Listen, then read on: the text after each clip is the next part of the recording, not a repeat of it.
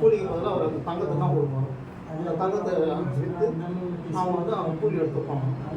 அந்த இது வந்து ரசவாதம் ரகசியத்தை இங்கே தான் தர்றாரு. இங்கே தான் அவரோட அக்காவுடைய சின்ன அக்கா உண்ணாமலையோட மகளை கர்ப்பவதி இங்கே தான் திருமணம் இங்கே தான் நடக்குது.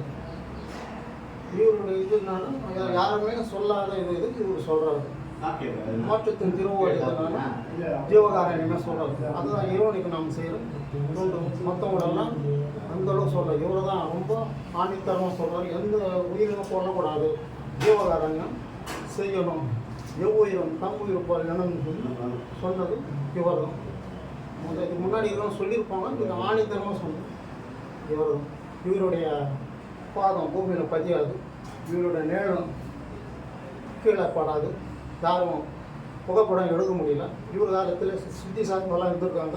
ராமகிருஷ்ண பரமஹம்சா, விவேகானந்தா, அவங்களுக்கெல்லாம் ஒரிஜினல் ஃபோட்டோஸ் தான் இருக்குது. ஆனால் இவருக்கு மட்டும் புகைப்படம் எடுக்க முடியல, ஓவியம் வரைய முடியல. இவருடைய ஃபோட்டோஸ் எல்லாமே கற்பனை தான், எதுவுமே ஒரிஜினல் கிடையாது. இவர் கடைசியில் இங்கேருந்து 1858 சென்னையிலேருந்து இதுக்கு போகிறாரு. ஃபஸ்ட்டு சிதம்பரத்துக்கு தான் போகிறார். அந்த தானியங்கோட்டம்மா இன்னொரு வெங்கட ரெட்டியார் எத்தனையோ பேர் கூப்பிட்றாங்க. அதில் இவங்களோட தான் அவர் தேர்ந்தெடுத்து கருங்குழிக்கு போகிறாரு. அங்கே தான் தண்ணியில் விலக இருக்குதா அற்புதத்தை அங்கே தான் அவர் செய்கிறாரு. 6ஆம் திருமணம் அங்கே தான் நடந்து ஒரு அற்புதமாகலாம் நடந்து. இந்த வீடு வந்து 1936 எங்கள் தாத்தா பாட்டி லோகம்மா ஸ்ரீராம நாயக்கன் தான் வாங்குறாங்க. இவங்க தான் எங்கள் அம்மாவுடைய அப்பா அம்மா. இவங்களுக்கு இங்கே தான் சென்னையில் தான் இருக்காங்க. இந்த பக்கம் தான் அவங்க வேலை நிற்கமாக ரொம்பனுக்கு போகிறாங்க. வீடு வாங்கணுன்ட்டு ஆசை வருது. எங்கள் பாட்டி சென்னையில் தான் வாங்கணும், இந்த சேவல் ஹோல்ஸில் தான் வாங்கணும்னு சொல்லி ஆசைப்படுறாங்க. இங்கே தேடுறாங்க. ஆனால் இவங்களுக்கு வள்ளலாரை பற்றி எதுவுமே தெரியாது. எங்கள் தாத்தாவெல்லாம் தெரிஞ்சாரு.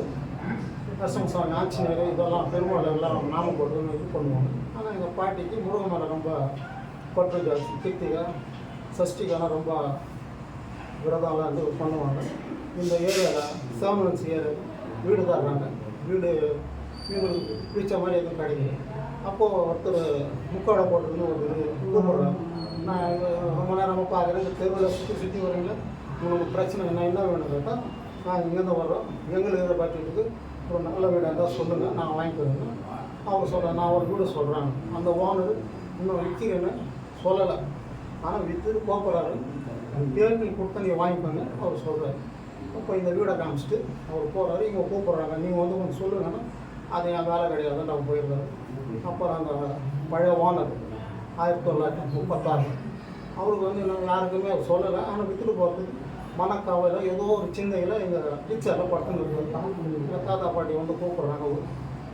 கதவு தட்டி அப்போ கூப்பிட்டு தண்ணியெல்லாம் கொடுத்துட்டு ஐயாவுக்கு தரிசனம் காட்டுறாங்க. இவங்களுக்கு அதை பற்றி தெரியும். நான் இதுக்கு வரலான்னு இதுக்கு நான் எதுக்கு வந்தேன்னா அந்த வீடு இருக்க பாருன்னு சொல்லி விற்கிறியான்னு கேட்குறது. ஒரு வீட்டுக்குள்ளே வந்து எப்படி அந்த வார்த்தைலாம் கேட்பேன்.